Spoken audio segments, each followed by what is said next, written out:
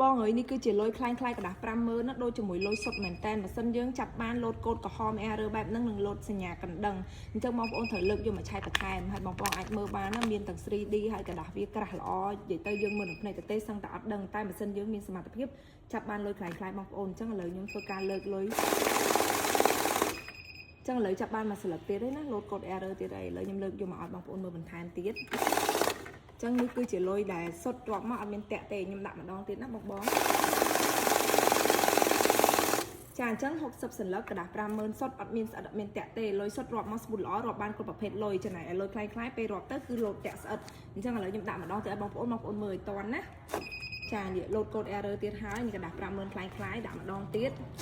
ចាกระดาษ50000ខ្លាំងៗអញ្ចឹងសរុបមកกระดาษដែលយើងចាប់បាន50000ខ្លាំងៗពីសន្លឹកกระดาษ50000សុទ្ធ60សន្លឹកបងប្អូនអាចមើលបានណាគឺវាស្រដៀងគ្នានិយាយទៅថាដូចគ្នាមែនតើបងប្អូនអាចមើលបានសូម្បីតែភាពដែលខ្ញុំធ្វើបែបនេះក៏សាច់វាក្រាស់ដូចគ្នាដែរអញ្ចឹងឥឡូវចរាចរណ៍លើទីផ្សារច្រើនណាបង